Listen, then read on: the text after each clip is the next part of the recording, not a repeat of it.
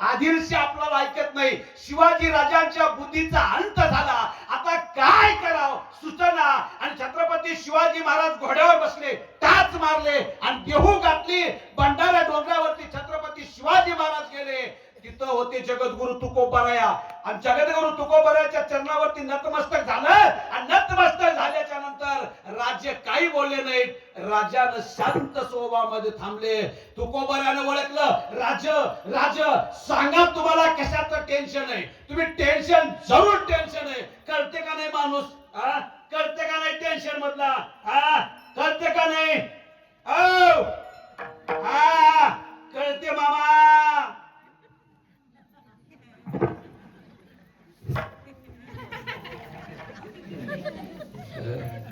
शेत काळ पडाव, एका महिन्यातली पगार कट व्हाव आणि बायको रुसली.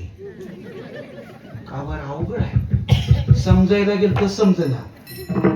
टेन्शन मधला माणूस कळते का नाही? बिलकुल कळतो. राजाला टेन्शन आहे, शिवाजी राजाला टेन्शन आहे. आणि जगद्गुरु तुकोबारायाला ओळखलं आणि विचारलं, राज काय टेन्शन आहे सांगा, काय टेन्शन आहे सांगा, काय टेन्शन आहे सांगा. म्हटल्याच्या नंतर राजानं सांगितलं, महाराज परवा त्याची सकाळ सूर्य निघण्याच्या अगोदर माझ्या बापाला म्हणजे शहाजी राजाला फाशी आहे. काय करो मला सुचत नाही. अरे छत्रपती शिवाजी महाराजाला जगद्गुरु तुकोबारायाने एकच वाक्य सांगितलं. म्हणून तेव्हापासून म्हणतात शहाण्याला एकच वाक्य माझ्या तुकोबारायाने छत्रपती शिवाजी राजाला सांगितलं, आज फाशी देणारा कोण आहे? आदिलशाह. मग राज्य तुम्ही असं करा, आदिलशाहच्या जवळचा माणूस शोधा. कोणाचा? वाक्य किती आहे? आदिलशाहच्या जवळचा माणूस शोधा. आता मला सांगा तुम्ही कसा अर्थ लावाल? आपण त्याचा मित्र शोधला पाहिजे. सोयरी करताना असंच जमते, त्याच कोणासोबत जमते, त्याच ज्याच्यासोबत जमते त्यानं त्याच माणसाला ऐकते. पण त्याच वाक्य अलग होतं, बदलून वाक्य होतं, बदलून वाक्य होतं. ताई तुम्हाला एक प्रश्न विचारतो, बदलून वाक्य कसं राहते? आता जाता जाता सांगतो, ऐका.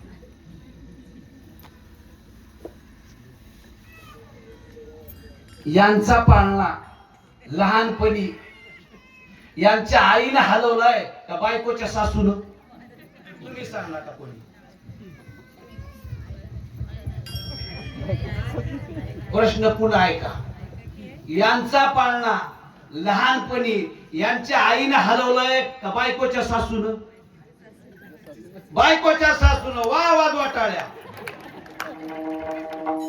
आता जाऊ द्या, तुम्ही नापास झाल्या. तुम्ही सांगा, तुमचा पाळणा लहानपणी तुमच्या आईने हरवलंय का तुमच्या बायकोच्या सासून?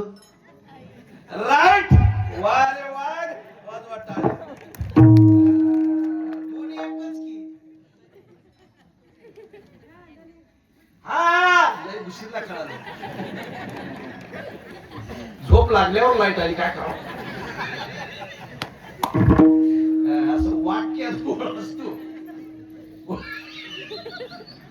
घरी गेल्यावर विचार. वाक्य काय? आदिलशहाच्या जवळचा कोणी माणूस असेल तर बघा. आता ऐका काय सांगायचं होतं. आदिलशाह ज्या माणसाला भितो त्या माणसाचा शोध काढा. आणि चालून आला होता महाराष्ट्रावरती अफगण. कोणाचा मुलगा? औरंगजेबाचा मुलगा. कोण? अकबर. चालून आला होता. शिवाजी राजाने दुसऱ्या दिवशी पत्र लिहिलं आणि त्या अफगाणाला देऊन टाकलं. हो का? माझे वडील शहाजीराजे, माझे वडील शहाजीराजे आता आदिलशाहकडे राहत नाहीत. आता आदिलशाहकडे राहत नाहीत. ते तुमच्याकडे नोकरी करण्यासाठी येणार आहेत. कृपया एवढं पत्र. तसा अफगर खुश झाला आणि अफगर लगेच दुसरं पत्र लिहिला आणि आदिलशहाच्या दरबारात दुसऱ्या दिवशी पोहोचला.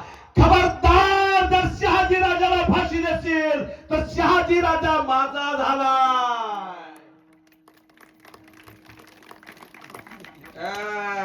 इसे कहते हैं काटे से काटा निकलना. आदिलशाह कोणाला घाबरत होता?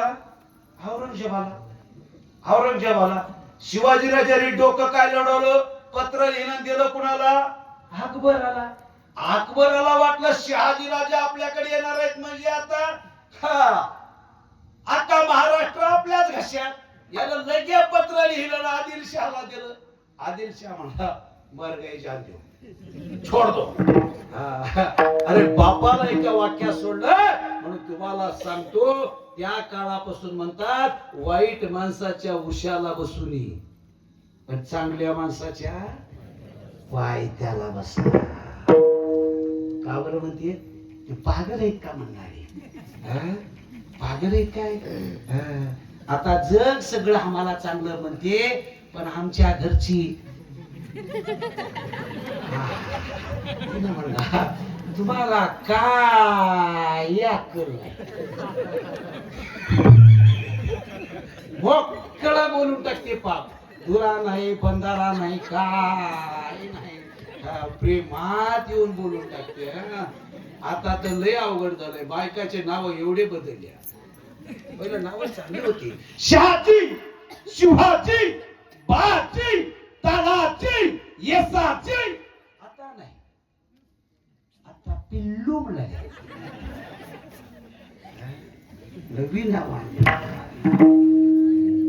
आणि पिल्लू तसलंच बायकोला ज्ञान म्हणाले. नावात काही नाही त्या काळच्या नावामध्ये सुद्धा दम होता. बाजी येसाजी शहाजी. शिवाजी राजाने एका वाक्यामध्ये शिवाजी राजाने तुकोबरायाच्या जवळ बसला आणि बसल्याच्या नंतर स्वतःच्या वडिलाचं जीव वाचवलं. पुढे काय झालं सर्वांना माहित आहे. हेच तुकोबरायाचं उत्तर अभंगाच्या दुसऱ्या